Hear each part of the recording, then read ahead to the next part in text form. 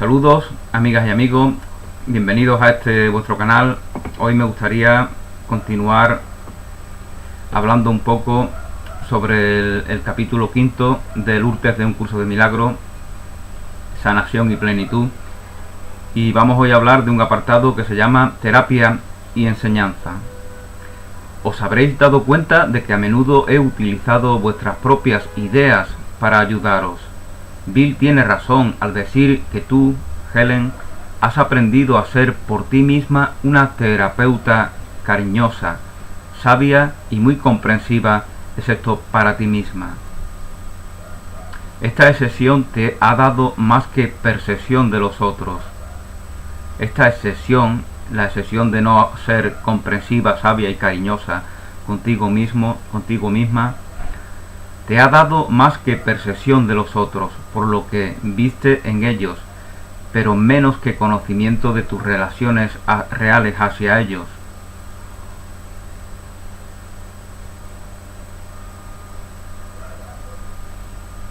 Porque no los hiciste parte de ti. Es decir, cuando no somos sabios, cariñosos y comprensivos con nosotros mismos para sanarnos, para perdonarnos, para mimarnos, para amarnos, cuando no somos todo eso con nosotros mismos, pues verdaderamente no lo somos con los demás. Nos esforzamos por serlo y puede que en ese esfuerzo lleguemos a una manera que verdaderamente manifiesta, da noticia de esas virtudes. Pero no lo estamos manifestando de manera natural y gozosa.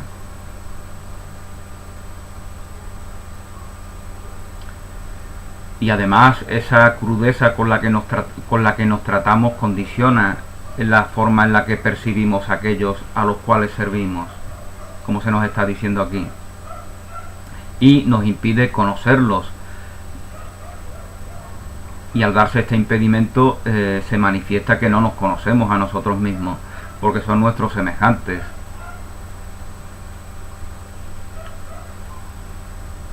No los hiciste parte de ti, no los hiciste parte de ti. El entendimiento está más allá de la percepción, porque introduce significado. El entendimiento introduce significado, pero está por debajo del conocimiento, aunque puede crecer hacia él. El entendimiento, por lo tanto, es la vía, el camino, la herramienta que nos posibilita acceder al conocimiento y que trasciende la percepción y los condicionantes de la percepción, sin que precise anularla, porque entonces ya se da una percepción transparente, auténtica.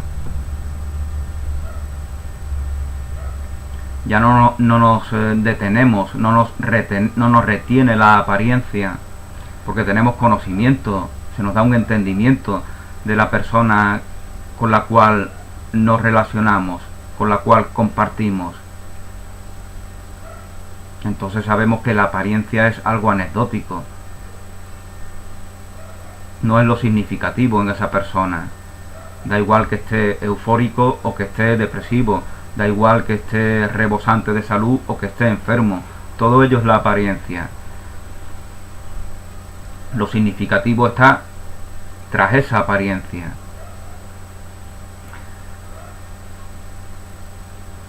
Y gracias a ser con nosotros cariñosos, sabios y comprensivos, nos posibilitamos a nosotros mismos a ser testigos de lo significativo en nuestros semejantes, a ser testigos de lo significativo en nuestros semejantes. El entendimiento está más allá de la percepción porque introduce significado, pero está por debajo del conocimiento, aunque puede crecer hacia él. Es posible entender con gran esfuerzo a alguien y serle útil, pero el esfuerzo está mal dirigido. La mala dirección es bastante aparente porque está dirigido hacia afuera de ti. Es decir, vemos a nuestros semejantes como si fueran algo ajeno. Desde una mentalidad de carencia pretendemos aportarle algo. Y bueno, ya como tantas veces hemos dicho, ¿no? Ahí ya estamos en una especie de mercadeo. Y algunas personas lo que hacen es que intentan trascender ese mercadeo, intentan cultivar una voluntad sacrificada de servicio, pero no les vale. Simplemente les vale para crear un personaje que tiene más consistencia en un mundo de separación, pero no para reconocerse en la unidad. Esto no quiere decir que lo has perdido. Esto no quiere decir que lo has perdido, pero sí que no eres consciente de él. Se refiere al conocimiento. Yo he guardado todas vuestras gentilezas y todo pensamiento amoroso que habéis tenido, y os aseguro que habéis tenido muchos. Tenemos muchos pensamientos amorosos, tenemos muchas ofrendas incondicionales en nuestras vidas. Nadie deja de tenerlas. Podemos negarnos en la verdad, pero no anular por completo esa verdad que está siempre en nosotros. Yo los he purificado de errores que ocultaban su luz y los he conservado para vosotros en su propio perfecto resplandor. Se encuentran más allá del error y más allá de la culpa.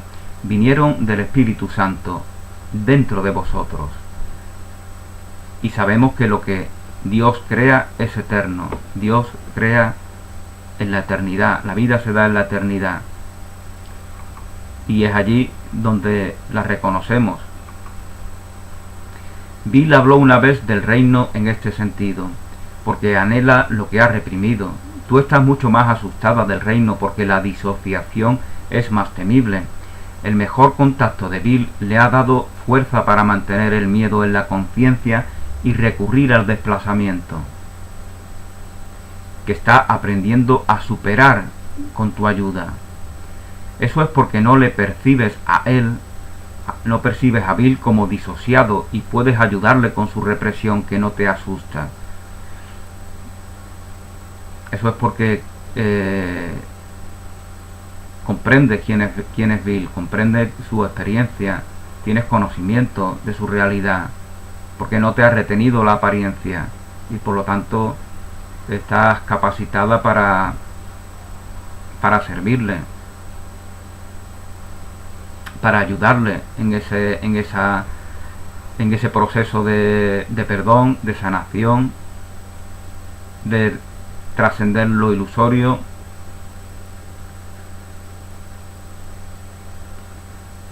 Él, por otra parte, no tiene dificultad en verte a ti disociada y no tiene que tratar con la represión en ti lo que le asustaría.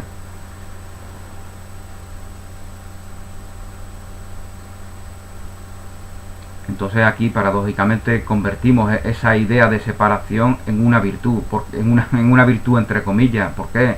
Porque si vemos lo terrible que está aconteciendo en algunas personas,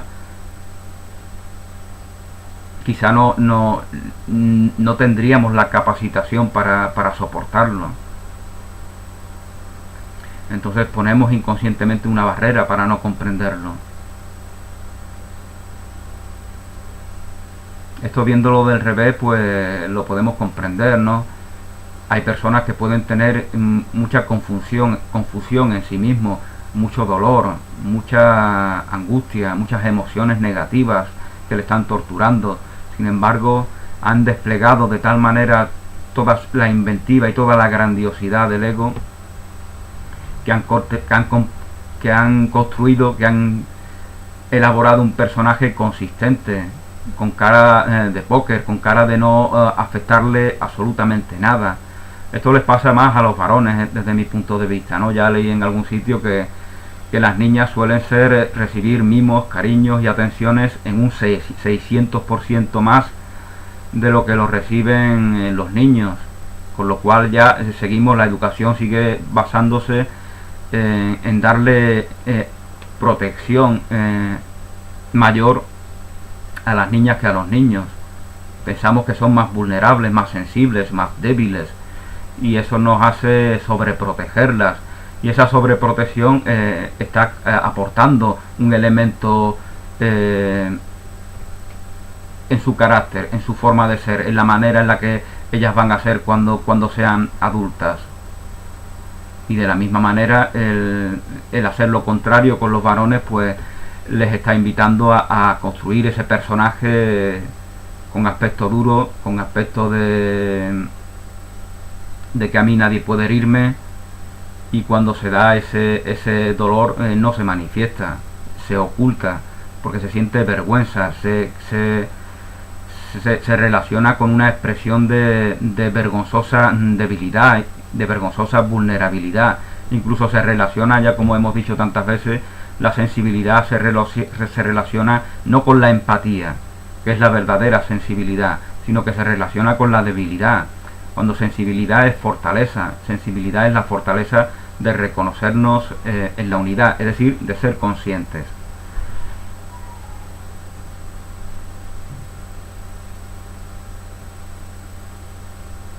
Entonces aquí vemos como Helen y Bill, pues de alguna manera, pues ellos dan noticias de tipos bastante comunes, de perfiles bastante comunes en la sociedad, ¿no? Salvando la distancia, claro, no estamos hablando de personas comunes, pero aún así dan noticias de ser esos perfiles. Se dan noticias de que Helen es una mujer y de que Bill es un hombre, y que han sido formados, educados a través de unos patrones que diferencian los roles. No digo que no esté bien que se diferencien los roles. Desde mi punto de vista sí está bien, porque mujeres y hombres somos distintos. No es verdad lo que dicen algunas feministas radicales, ¿no? Lo único que diferencia a una mujer del hombre es eso que está entre las piernas. De esa manera vulgar y grotesca pues intentan convencernos de lo que es mentira. El cuerpo de la mujer y el del hombre son diferentes, desde los dedos de los pies hasta el cabello. El cabello del hombre es distinto, tiene una consistencia diferente, tiene unos matices distintos. La estructura del cuerpo del hombre, de los brazos, de las manos, de los dedos, de las uñas, todo es distinto en el hombre y en la mujer. ¿Por qué vamos a negar lo que es verdad? Pues esas diferencias físicas, esas diferencias formales dan noticia de otras diferencias en el ámbito psíquico, en el ámbito mental. Y todas estas diferencias en unos y en otros no significan ningún tipo de jerarquía de unos con respecto a otros. Aquí todos aportamos por igual, y en nuestra esencia somos íntegros, como no puede ser de otra manera. El que haya hombres y mujeres es una bendición, porque de esa manera podemos prestarnos mutuamente un servicio, manifestando aspectos diferentes de la condición humana. Y esa es la forma en la que se reinterpreta y se dignifica las aparentes diferencias entre mujeres y hombres. Juntarse en la expiación, lo que repetidamente os he pedido hacer, es siempre una escapatoria del miedo. Esto no significa que puedas permitirte fallar en reconocer algo que es verdad, sino que el Espíritu Santo no fallará el Espíritu Santo en ayudarte a reinterpretar todo lo que percibas como temible, y enseñarte que solo lo amoroso es verdad, solo el amor es verdad. El temor es lo que nos impide reconocer esa única verdad. Y al mismo tiempo es la consecuencia de negar el amor, de no reconocer el amor como única verdad en nosotros y como único motor que nos determina en todos nuestros pensamientos, en todas nuestras emociones y en todas nuestras relaciones, donde se manifiesta, donde se comparte, donde se informa de ese amor. Ser amor es también saber ser receptor del amor que se nos comparte. Eso también es ser amor, porque dar y recibir significan lo mismo y por lo tanto no podría ser de otra manera.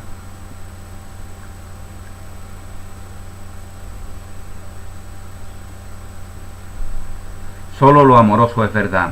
Esto está más allá de tu capacidad para destruir. Podemos negarnos ese mundo el mundo de la verdad, el reino de Dios, la herencia divina, podemos negárnosla, pero no podemos destruirla. Sería dejar de existir y eso no está en nuestras manos. No te creaste a ti, eso es lo que a eso se refiere cuando se nos habla así en un curso de milagro.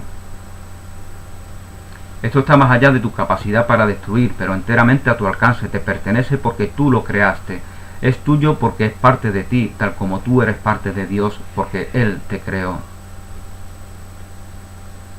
La expiación es la garantía de la seguridad del reino. Nada bueno se ha perdido porque viene del Espíritu Santo, la voz de la creación. Nada que no sea bueno se creó jamás. Nada que no sea bueno se creó jamás. Fijaos cómo utiliza la palabra bueno, cómo alude a la bondad, cómo alude al bien de la vida, que es el único bien.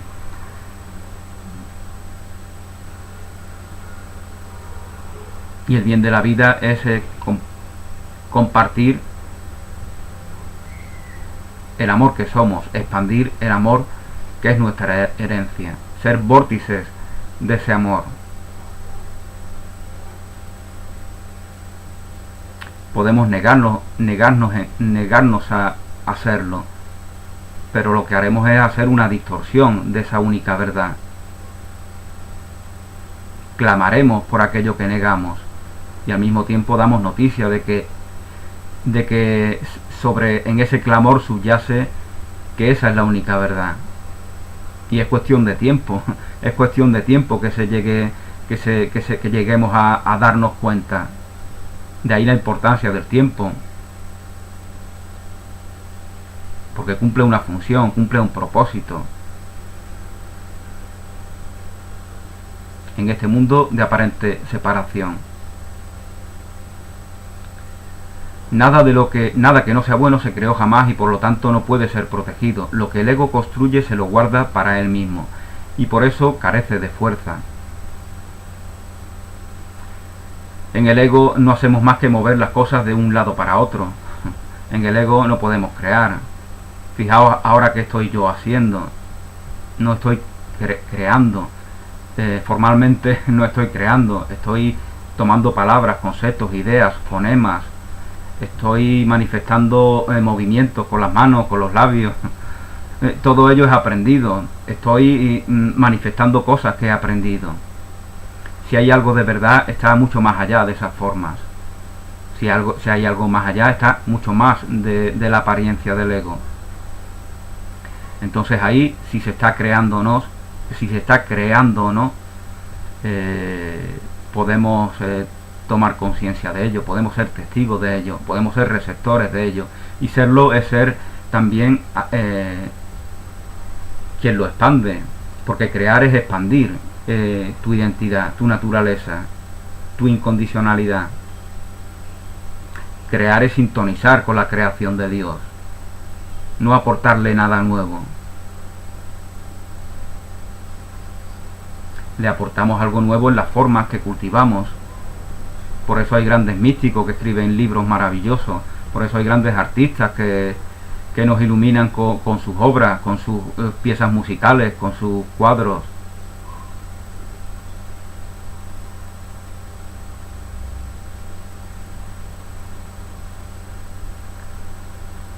Lo que el ego construye se lo guarda para él mismo y por eso carece de fuerza. Su existencia no compartida no muere. Simplemente nunca ha nacido. El ego nunca ha nacido. Es una aparente herramienta que sustituye el Cristo en nosotros, que es quien debe aprender, que es el que debe aprender a manejarse por el mundo, porque es el puente hacia la verdad, hacia la fuente de vida, y es el que nos va a permitir, gracias a esos aprendizajes que recibe, que informemos de esa verdad, de esa fuente de vida.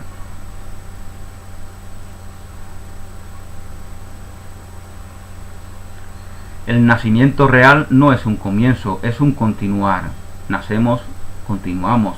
Esto incluso en la materia se nos da noticia de ello, ¿no? no somos nuevos cuando venimos al mundo, sino que hay una vida que ha estado en nuestros padres, en nuestros abuelos, en nuestros bisabuelos, y que ha sido compartida, que ha sido heredada, que es la que se mantiene. La vida que está en nosotros es esa misma vida que está en nuestros ancestros. Pues en esa verdadera vida que se nos da en la eternidad es exactamente igual. La vida no nace ni muere, continúa. Esta es la idea que debemos cultivar para comprender, para llegar a una comprensión más conforme con la verdad de lo que es la vida. No hables de tu vida como algo que empieza y que termina, que nace y que muere. No hables de tu vida como algo que te acontece. La vida me trata mal.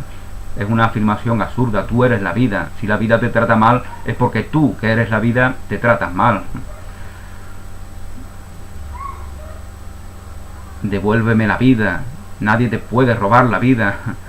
¿Quién habla entonces si alguien clama porque se le devuelva la vida? Lo muerto, lo inanimado no puede hablar. Por lo tanto, la vida siempre está en ti. Son frases que arraigan negatividad en nosotros. Lo vemos en canciones, lo vemos en telenovelas, lo vemos en libros que fomentan inconscientemente la dependencia, el victimismo, en ideales sociales, pero en nosotros está la capacidad de trascender esa apariencia. E incluso, como siempre comentamos, de ver que se clama por amor, por verdad, por bondad, por belleza, a través de las formas en las que se les niega.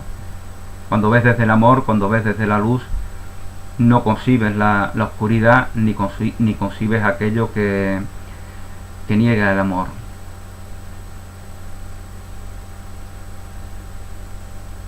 Todo lo que puede continuar ya ha nacido, pero se puede incrementar si estás dispuesto a devolver la parte de la mente que necesita sanar a la parte superior, a la mente superior.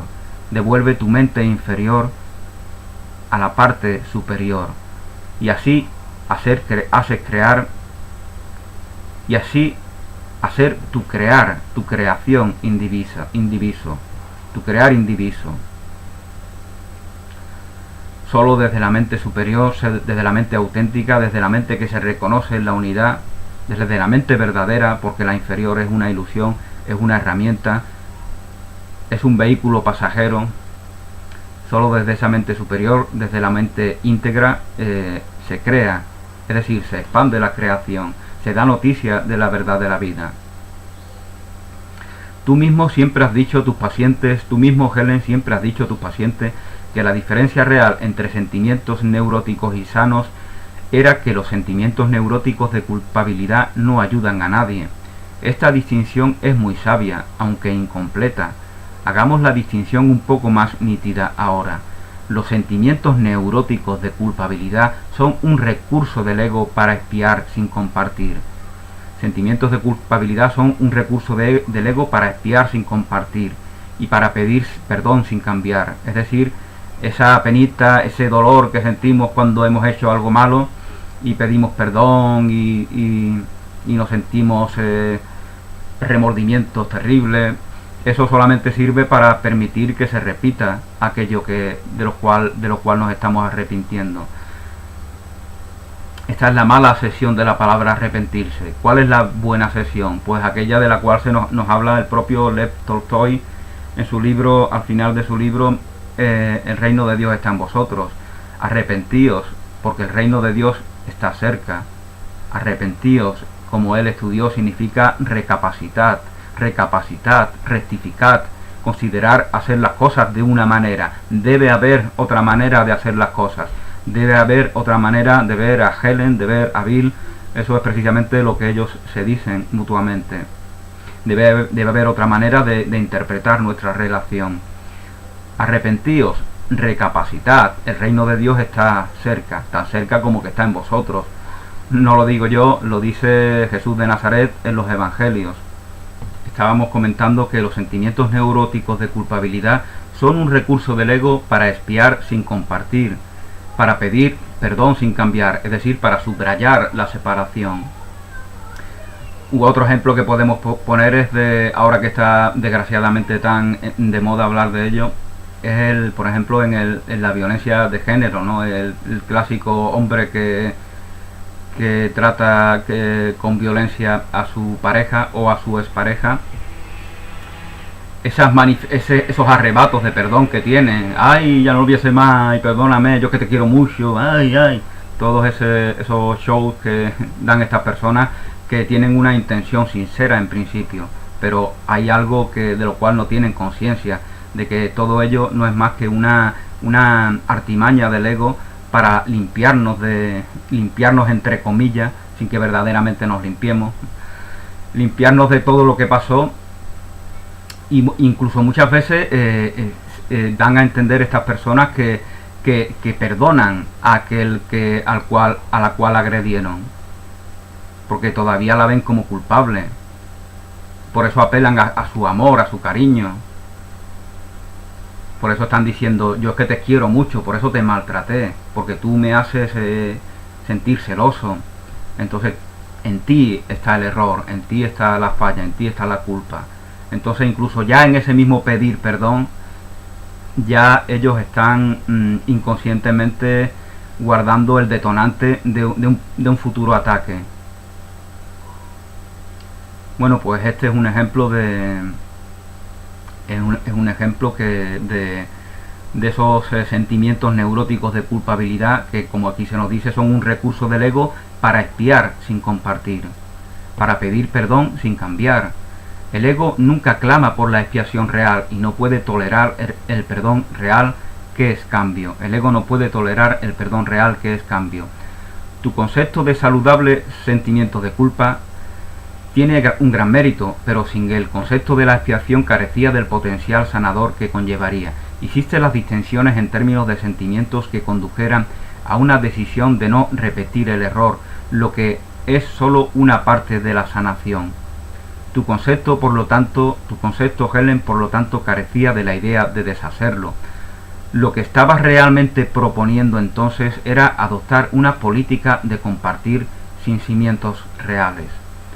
He venido a darte los cimientos para que tus propios pensamientos puedan hacerte realmente libre.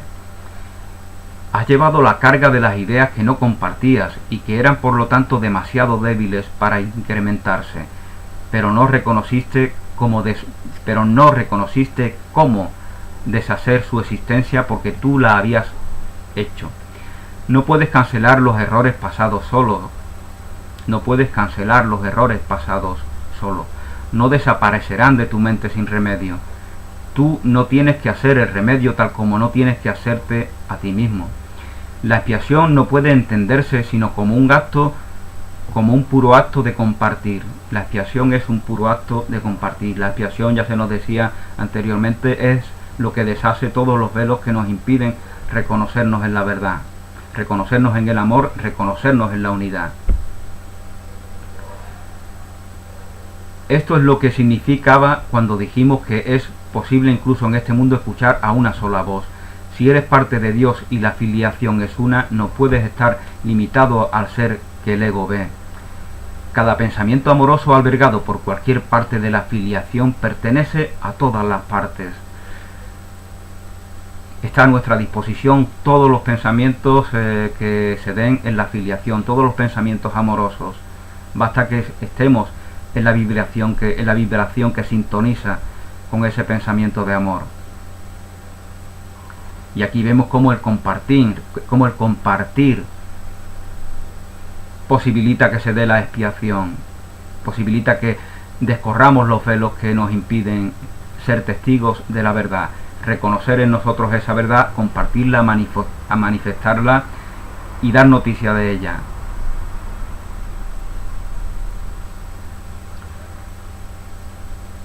Es compartido porque es amoroso. Compartir es el modo que tiene Dios de crear. Porque Dios es compartir. Dios comparte su naturaleza. Dios comparte su verdad. Dios comparte lo que es propio de Él y lo hace común en todos, en toda su creación. Compartir es el modo que Dios tiene de crear y también el tuyo.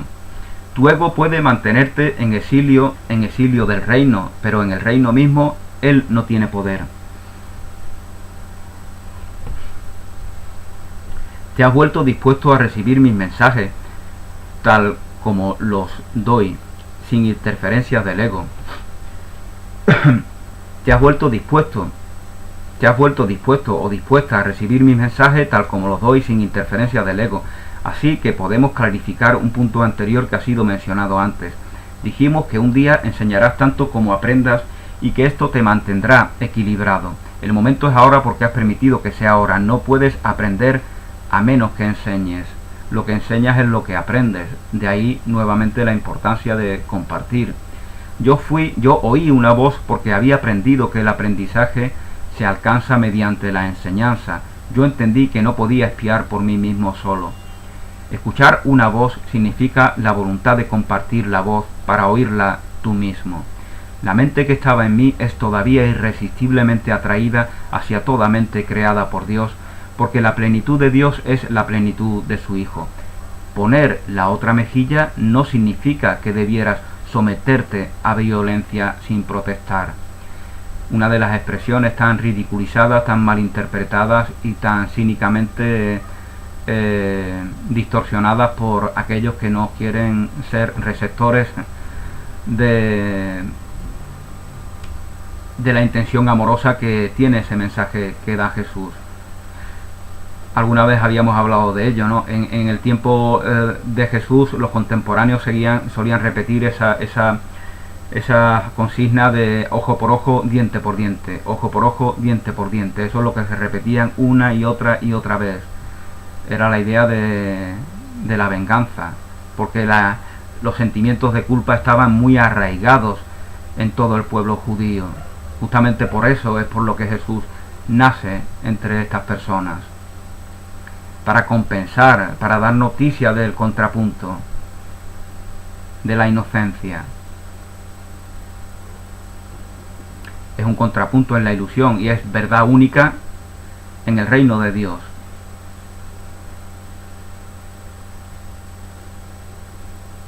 Poner la otra mejilla no significa que debieras someterte a violencia sin protestar. Significa que no puedes ser dañado,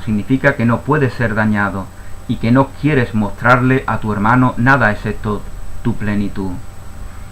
A tu hermano le presentas tu integridad, le presentas que la conciencia de unidad, la única fortaleza que no segrega, que es la fortaleza de Dios, presente en todos, en toda la creación. Muéstrale que no puede dañarte y no mantengas nada contra él, o lo mantendrás contra ti mismo. Quien se defiende ha sido atacado, quien se defiende se arraiga en sí mismo la idea de que puede ser atacado y de hecho de que lo está haciendo. Entonces da noticia de que el ataque es posible.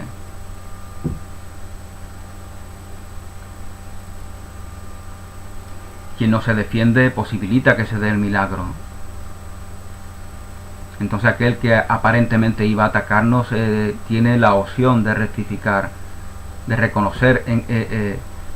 reconocerse en esa indefensión, de la cual estamos dando noticia. Y el milagro se produce. Si no se produce, es que estamos viendo ataque, y por eso el ataque se da. Se puede enseñar de muchas maneras, por medios formales, guiando y sobre todo con el ejemplo. Si eliges aprender, debes elegir enseñar. Enseñar y aprender significan lo mismo. Dar y recibir significan lo mismo. Dar y recibir, esa es la verdad. Enseñar y aprender es en el mundo que debemos trascender, en el mundo de la aparente separación, en el mundo del aprendizaje, donde todos somos maestros horizontales. La enseñanza es terapia porque significa compartir ideas y la conciencia de que compartirlas es reforzarlas. Lo que compartes lo refuerzas. La unión de la filiación es su protección. El ego no puede prevalecer contra el reino porque éste está unido. El reino de Dios es unidad. El reino del ego es separación, es disgregación, es confrontación entre todas sus partes de su mundo ilusorio. Y solamente pueden darse alianzas circunstanciales, pero para seguir confrontando. Alianzas interesadas, que no las mueve el amor, porque en el mundo del ego no hay amor.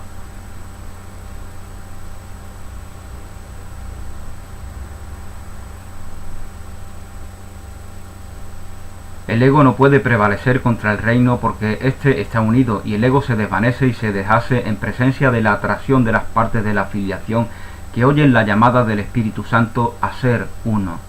Se nos llama, desde el Espíritu Santo que está en nosotros, se nos llama a reconocernos en la unidad. Y desde esa fortaleza el conflicto no puede darse. Porque solo hay un problema, el problema de la separación. Reconociéndonos plena, íntegra e incondicionalmente en la unidad, ese problema no puede darse.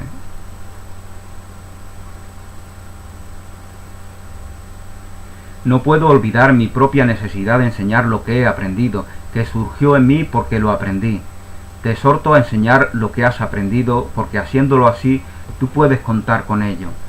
Haz lo que sea digno de confianza en mi nombre, porque mi nombre es el nombre del Hijo de Dios. Lo que aprendí te lo doy gratis, y la mente que estaba en mí se regocija cuando tú decides oírlo. El Espíritu Santo espía en todos nosotros deshaciendo, y así aligera la carga que has puesto en tu mente.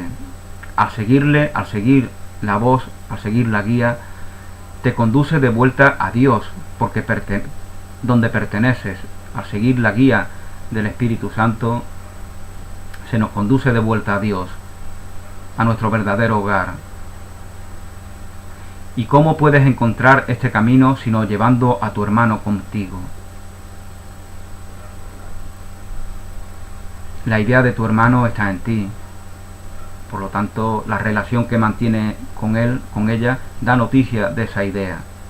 Por lo tanto, es en ti en donde esa idea, si no está conforme con el amor, debe ser sanada, modificada, trascendida. Por eso todo es un trabajo interior. Por eso no podemos estar a la expectativa de que nada acontezca desde afuera. Porque eso es clamar porque nada cambie. Solo el trabajo interior determina que la realidad en la cual nos desenvolvemos se transforme y dé noticia y manifieste e informe de esa transformación que se ha dado en nosotros gracias a ese trabajo interior. Jesús nos llama a tener un trabajo interior, no nos llama a delegar en padres, apóstoles, profetas, obispos, no nos llama a delegar. No es que estas personas no cumplen un papel dentro de sus religiones. Lo que no pueden hacer es hacer el trabajo interior que a nosotros nos compete. Eso no pueden hacerlo ninguna autoridad de ninguna iglesia.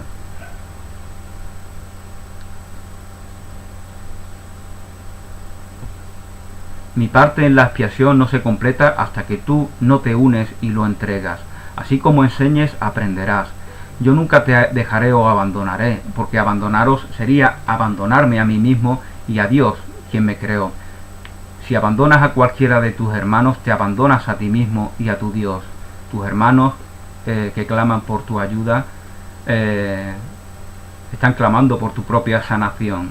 Por lo tanto, abandonarlos es abandonar tu voluntad de hacer ese trabajo interior al cual antes aludía. Es un trabajo interior, pero no lo hacemos aislándonos, lo hacemos gracias a la relación que mantenemos con nuestros semejantes.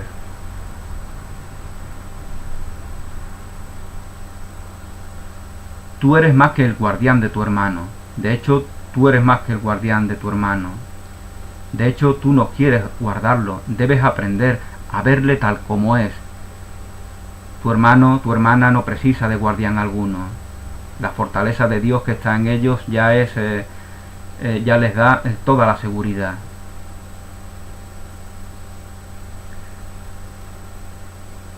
Debes aprender a verle tal como es y conocer que él pertenece a Dios como tú. ¿Cómo podrías tratar a tu hermano mejor que devolviéndole a Dios las cosas que son de Dios? Las ideas no abandonan la mente que las ha concebido para tener una existencia separada. Las ideas de amor o de temor que concebimos no abandonan nuestra mente, condicionan nuestra realidad, nuestras emociones, nuestros pensamientos, nuestras relaciones. Las ideas no abandonan la mente que las ha concebido, ni lo hacen los pensamientos conflictivos entre ellos en el espacio, porque no ocupan espacio en absoluto. Las ideas humanas pueden ser conflictivas en contenido, porque ocurren en diferentes niveles e incluyen pensamientos opuestos en el mismo nivel. Es imposible compartir pensamientos opuestos.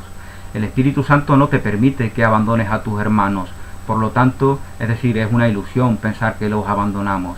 Ya en alguna ocasión hablábamos del monje que se retira a la cumbre de la montaña, el eremita, porque está hastiado de sus hermanos y hermanas que son materialistas, egoístas y demás.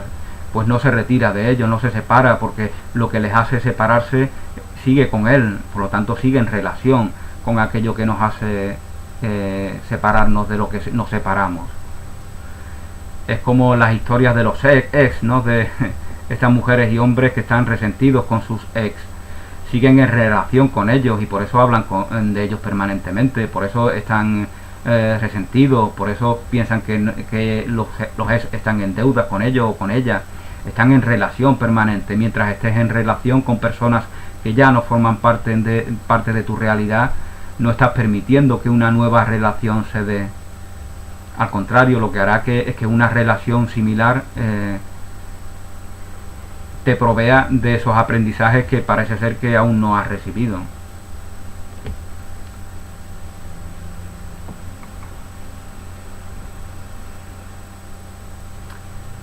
El Espíritu Santo no te permite que abandones a tus hermanos, por lo tanto podéis compartir solo las partes de tus pensamientos que están en él, las cuales también conserva para ti.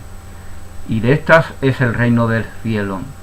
Todo el resto permanece contigo hasta que él las haya reinterpretado a la luz del reino, haciéndolas también dignas de ser compartidas. Todo lo que inventamos permanece con nosotros, segregado, en una mente que se cree segregada. Toda nuestra voluntad de compartir la creación de Dios, todo ello conecta con las mentes de nuestros hermanos y hermanas y está disponible para todos ellos.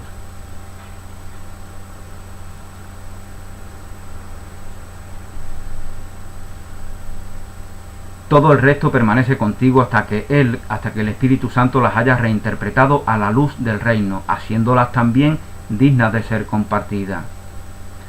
Cuando hayan sido suficientemente purificados, Él te permite que las entregues.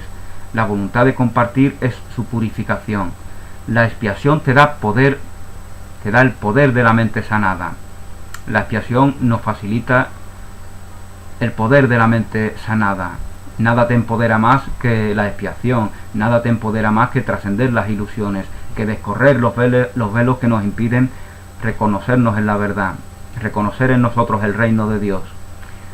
La expiación te da el poder de la mente sanada, pero el poder de crear es de Dios. El poder de crear es de Dios. Por lo tanto, los que han sido perdonados deben dedicarse primero a sanar, porque habiendo recibido la idea de la sanación, deben darla para conservarla. Lo que das, lo conservas para ti. El poder completo de la creación no puede ser expresado mientras cualquiera de las ideas de Dios lo estén reteniendo del reino. La voluntad conjunta de toda la filiación es el único creador que puede crear para el Padre. La voluntad conjunta de toda la filiación. Esto es porque solo lo completo puede pensar completamente. Solo lo completo puede pensar completamente. Y el pensamiento de Dios no carece de nada. Todo lo que tú pienses que no sea mediante el Espíritu Santo es carente.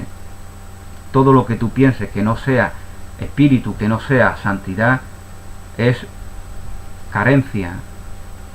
es demanda de algo que crees ajeno a ti para compensar esa carencia.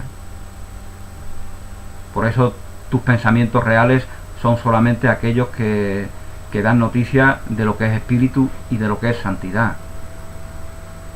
¿Cómo puedes sufrir tú que eres tan santo? Todo tu pasado, excepto su belleza, se ha ido. Todo tu pasado no está aquí, no existe, no hay pasado. Esa culpa que evocamos porque el ego quiere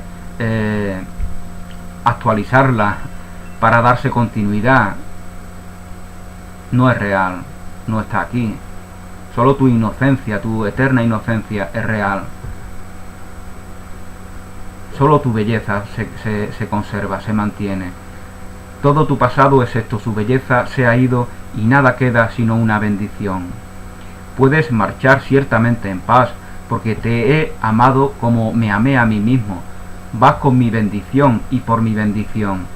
Consérvala y compártela para que siempre sea nuestra. Pongo la paz de Dios en tu corazón y en tus manos para conservarla y compartirla. El corazón es puro para conservarla y las manos son fuertes para darla. No podemos perder. En el reino de Dios solo se da la ganancia. En el reino de Dios solo se da el beneficio. En el reino de Dios solo se da la expansión eterna e infinita del amor. Y de esto informa ese Big Bang, o Big Bang, como digo yo algunas veces, ese Big Bang del cual nos hablan los científicos, que da origen al universo físico.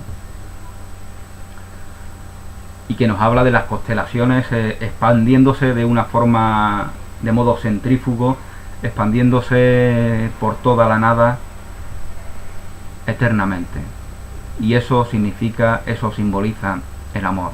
Eso simboliza lo que verdaderamente somos, la incondicionalidad del amor, la incondicionalidad del servicio, de la belleza, de la bondad, de la creatividad, del poder, de la libertad.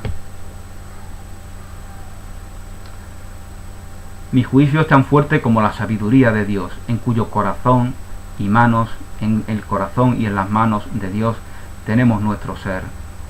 Descansamos en Dios descansamos del mundo, en Dios trabajamos para la verdad, para la creación, para la expansión del reino de Dios. Sus tranquilas criaturas son sus hijos benditos. Esto nos lo dice Jesús de otra manera en los evangelios. De los mansos es el reino de Dios. Aquí nos dice, y por eso sintoniza con esos evangelios, que sus tranquilas criaturas son sus hijos benditos. El reino de Dios es de los mansos, de la mansedumbre es el reino de Dios. Y por eso Jesús entra triunfalmente como rey sobre el lomo de ese burro, de ese asno que simboliza la mansedumbre. La enseñanza del asno, del burro, es la mansedumbre. Fijaos cómo utilizamos esa palabra para ofendernos en nuestros conflictos cotidianos, ¿no? Simplemente una palabra que designa a un animal que, como todos los animales, pues nos dan enseñanza. Y la del burro, y por eso lo señala Jesús, es la enseñanza de la mansedumbre. Los pensamientos de Dios están contigo. Bueno, pues aquí concluye este apartado del capítulo 5, el apartado terapia y enseñanza. El próximo día, si Dios quiere, seguiremos hablando de este capítulo.